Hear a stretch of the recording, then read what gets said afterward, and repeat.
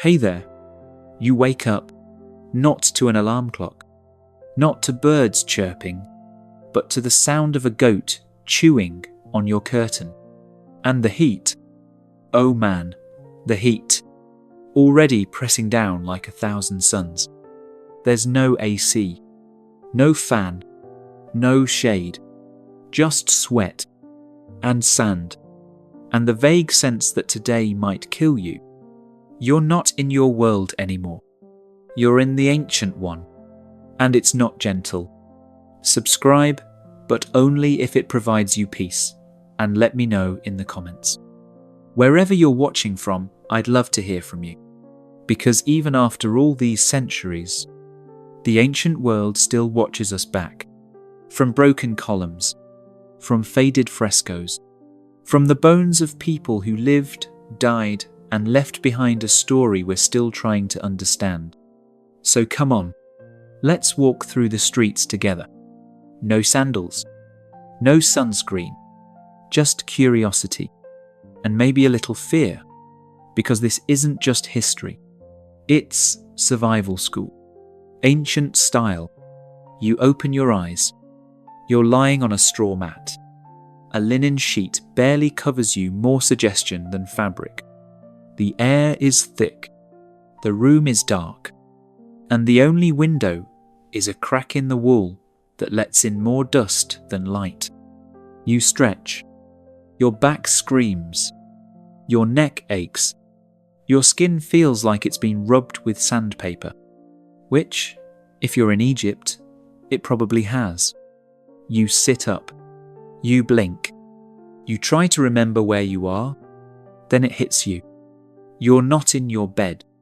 You're in ancient Egypt. Or maybe Rome. Or maybe Greece. You don't know. But you're here. And you have to survive. You step outside. And the world hits you like a slap. Heat. Noise, smells, everything is louder, dirtier, more. You're not in a museum. You're in the real thing, where people shout in languages you barely recognize, where donkeys bray like they're angry about something, where the smell of sweat, bread, and animal dung mixes into a perfume that says, "You are not welcome, but you are here." So you keep walking. The sky is already burning. You feel like meat on a spit. Your linen tunic sticks to your skin. The sand gets everywhere. Your hair, your eyes, your shoes if you even have any. You try to walk faster, but the heat won't let you. You're already tired, already thirsty, already regretting this. You pass a temple. Priests chant. Incense curls into the sky. Statues of gods loom above you. Jupiter, Ra, Athena, whoever you are, the gods are watching. Always. You bow. You mutter a prayer. You toss a coin into a fountain. Not because you believe in miracles, but because you believe in consequences. Because in the ancient world, offending the gods was like walking into a minefield. You never knew when one would explode in your face. You keep going. People rush past you. Children scream. Merchants yell. A chariot nearly runs you over. You duck. You curse. Someone laughs. And suddenly you realize, this city is alive, in a way you've never seen before. There are no cars, no phones, no internet, but there's energy, and danger, and rhythm. You hear it, a beat, somewhere in the distance, a drum, a heartbeat, a pulse. It's not loud, but it's constant. It's everywhere. You don't know it yet, but this beat will follow you all day. And all night, you pass by a bakery. The smell is amazing, until you remember that the bread is made with sand, because flour was ground between stone slabs. and bits of grit made their way into the dough. Egyptians didn't just eat their wheat, they ate their millstones too.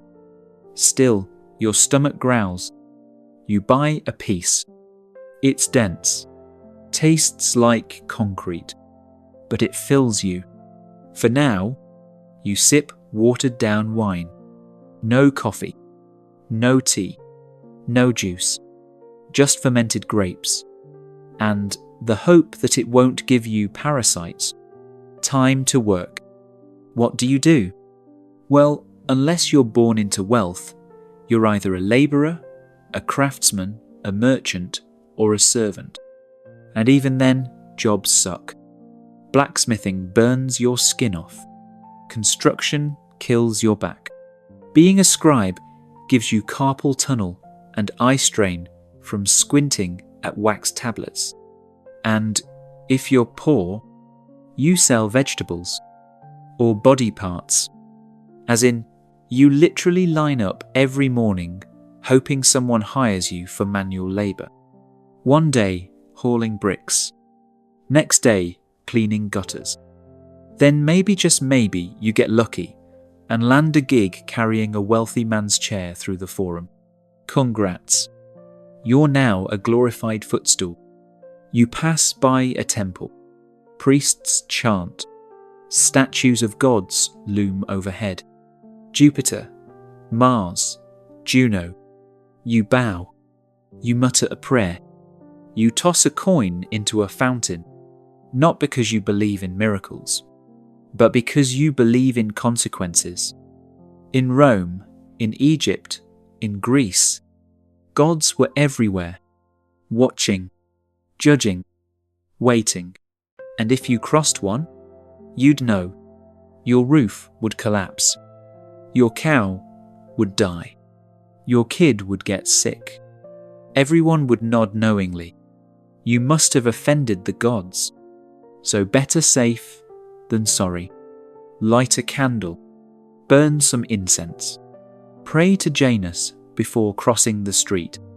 God of beginnings. Also apparently god of not getting run over by a cart. Thanks, Janus. And then there's the noise. Oh man, the noise. Rome never shuts up. Even at night. Music blares from taverns. Men shout over wine.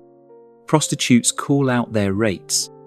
Drunks sing songs that make no sense, but feel deeply emotional in the moment. And somewhere nearby, a philosopher is yelling about fate, while a gladiator argues with a charioteer about who would win in a fight between a lion and a crocodile. Spoiler, both lose. Because Rome eats everyone eventually. You thought the day was brutal? Wait until the sun goes down, because in ancient Rome, the night doesn't bring peace. It brings chaos, noise, fire, and more chances to die. You've survived the heat, the smell, the politics, the sand in your bread. Now, as the sky darkens and the city cools just slightly, you might think, finally, some rest. But no, not in Rome. At night, the city doesn't sleep. It prowls. It drinks. It fights. It dances. It burns. And still the drum beats. From somewhere, in the distance, a rhythm that never stops. And then there's Egypt. You wake up not to an alarm clock or birds chirping, but to silence, deep, golden silence, the kind that settles over sand and stone before the sun dares to rise. And then, there it is, that first sliver of light, creeping across the Nile, painting everything, gold, amber, fire. This isn't just another morning. This is ancient Egypt, a world far removed from Wi-Fi, coffee shops, or smartphones. A world where every breath was earned, every meal was fought for, and every god watched your every move. You look up, and there it is, the Manhattan skyline, Not just buildings, but stories. Stacked, layered, framed in steel, glass, ambition. It didn't rise all at once. It was built, one brick, one beam, one dream at a time. Before Manhattan became a forest of glass and steel, it was an island of shadows, not cast by skyscrapers, but by church steeples and sloping rooftops. In the early 1800s, the skyline barely existed. The city clung to the southern tip of the island, a dense sprawl of brick townhouses, timber-framed shops, and dirt-packed roads.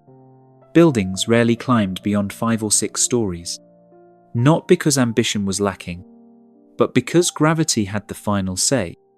The taller the building, the more weight it carried, and with stone and brick, height came at a steep price. Walls had to be thicker at the bottom to support the upper levels, leaving less room inside, requiring enormous foundations. To build high was to build heavy, and heavy didn't make financial sense. So the city grew horizontally, spreading northward along a grid planned in 1811, one of the boldest urban blueprints of its time. But beneath that grid, beneath layers of cobblestone and soil, Manhattan held a secret weapon. Bedrock, deep, dense, unwavering. The granite spine that ran beneath the island would one day support some of the tallest structures in human history. But for now, it lay quiet, untouched, waiting. Back in Egypt, the Nile glimmers. You pass by the temple of the feathered serpent.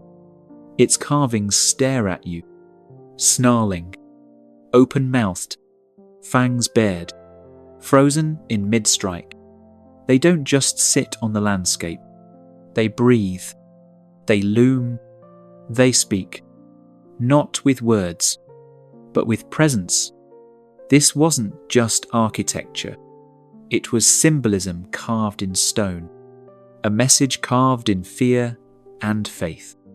A warning, a whisper, a command to respect the gods, to honor the earth, to fear the underworld, because in Egypt, death wasn't the end.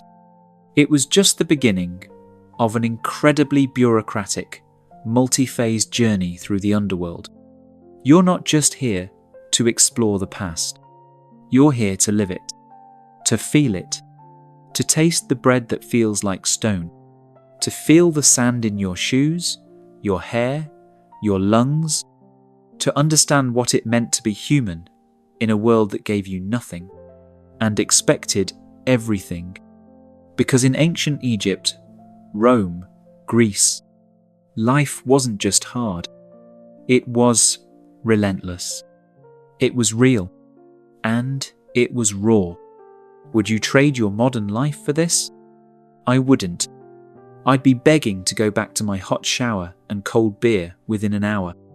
But I'm fascinated by how they lived, by how they suffered, by how they still managed to build something that outlived them, even if most of them lived in misery, even if most of them died young, even if most of them never saw the inside of a palace. Rome wasn't built by emperors. It was built by nameless millions who woke up every day and faced a world that gave them nothing and expected everything. The drum still beats. Somewhere. It's been with us for tens of thousands of years. Long before writing, before cities, even before fire was mastered, humans made sound with purpose. Not speech, not song, but rhythm. A hand slapping bark, a stick tapping stone, a foot stomping earth, and something magical emerged. The first drum beat. It wasn't called music. It wasn't called anything, but it felt like something. Connection, movement, emotion taking form.